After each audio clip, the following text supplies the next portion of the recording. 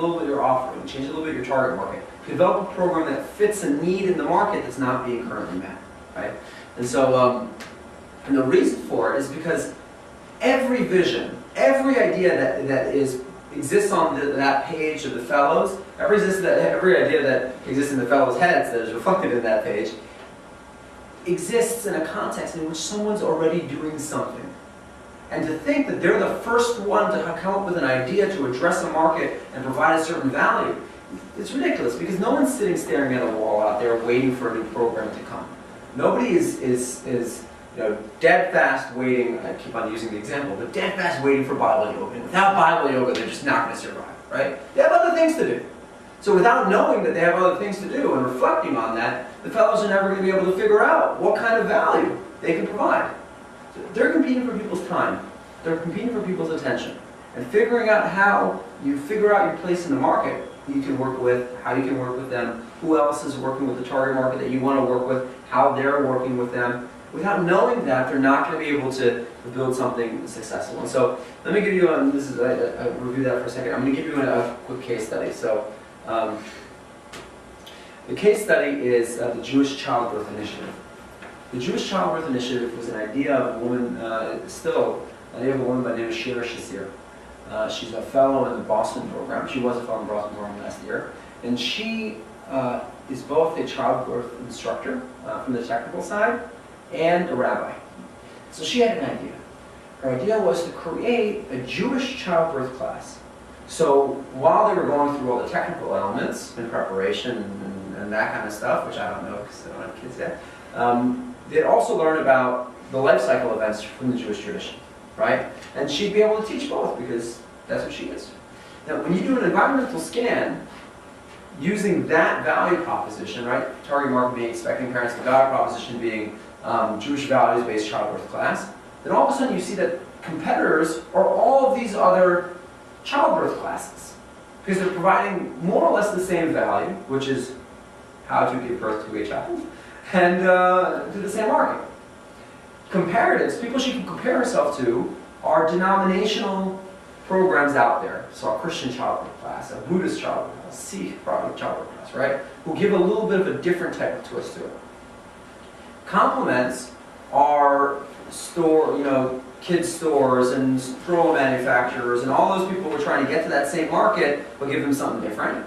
And then collaboratives, people who have the same bottom line, are JCCs, federations, synagogues, people who want to get people Jewishly involved, right? Same bottom line socially, but different value proposition and not necessarily the same target market, right?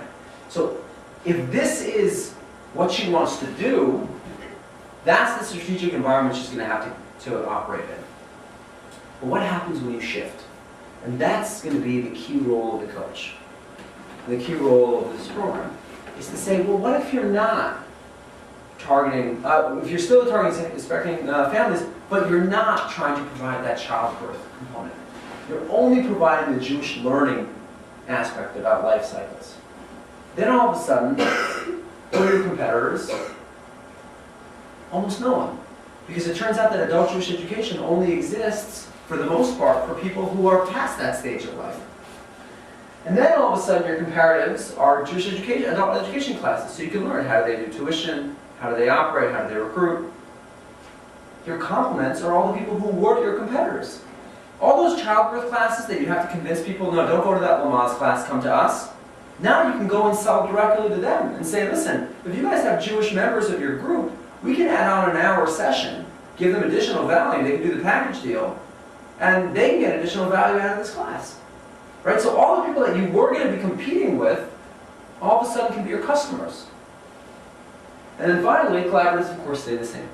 So you see how a subtle shift in how you define the value that you're providing to a population can completely change the range of opportunities that exist in the market, and in doing so can affect the business model that's later developed.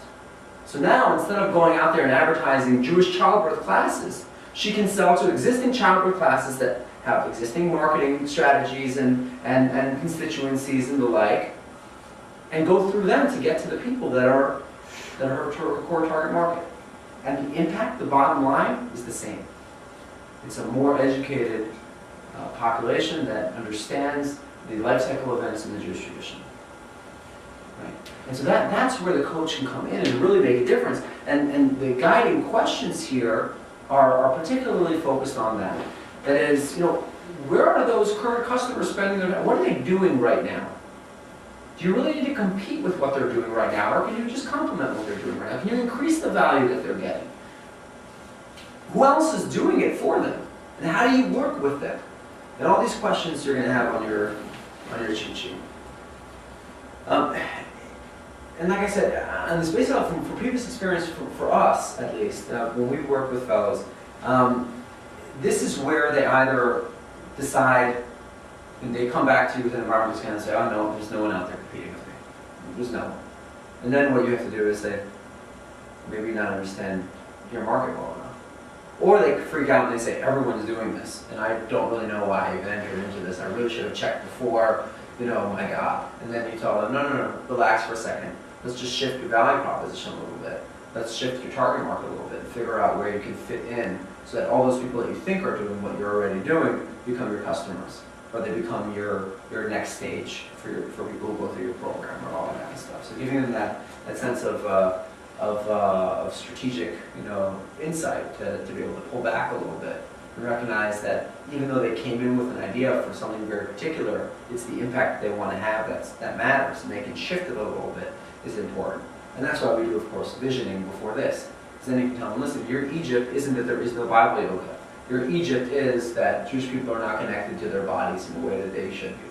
Right? So if they're not connected to their bodies in the way they should be, do you really need to run to a yoga studio and do Bible yoga there? Or is there other ways that you can affect the world in the way that you want to affect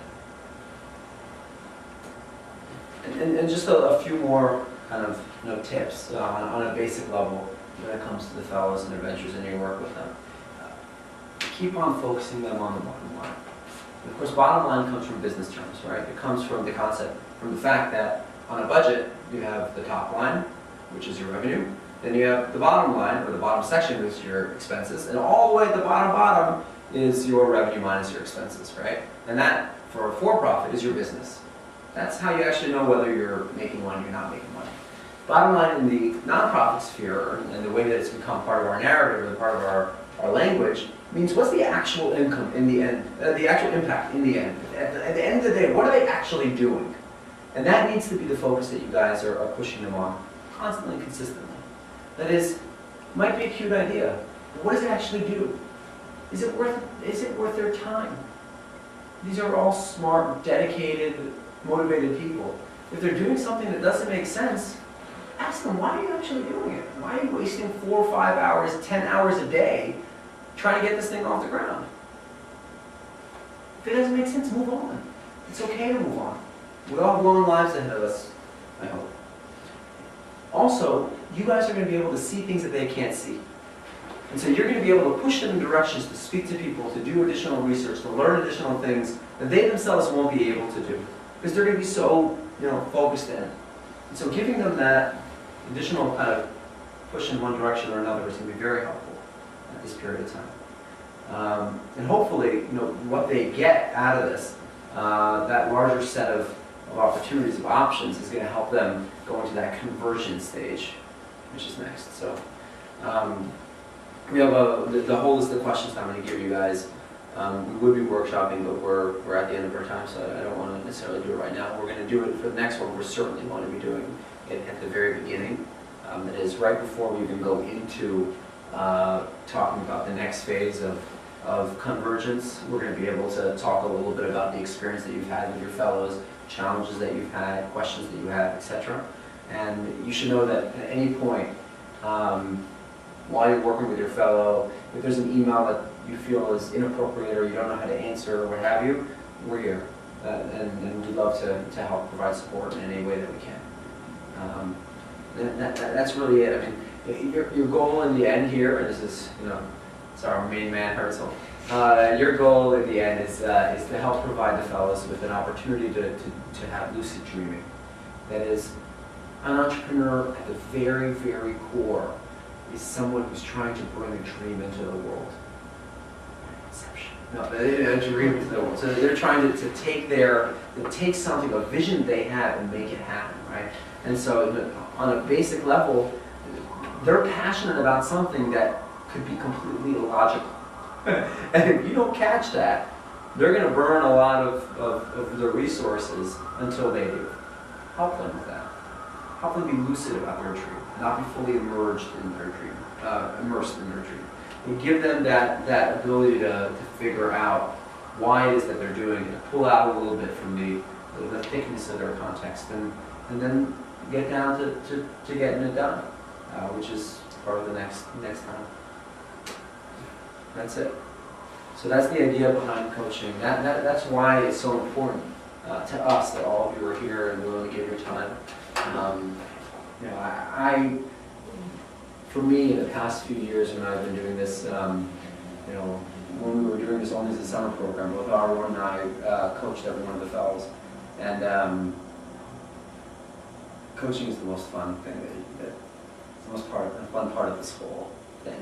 You get to see someone whose heart is in it, who really wants to make a difference, who's not taking the easy road, and being able to be there as they think about why they're doing what they're doing and how they're doing what they're doing is, you can't minimize that.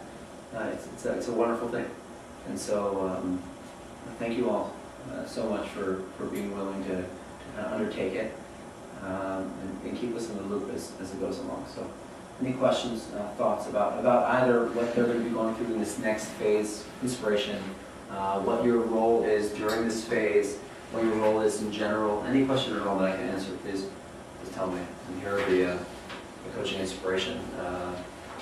Just kind of cheat sheet type thing.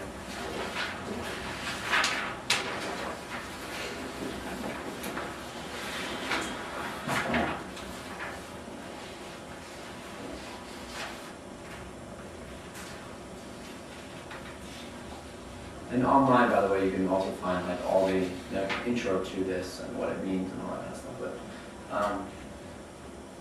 yeah, no. All right, cool. So thank you all very much for your time.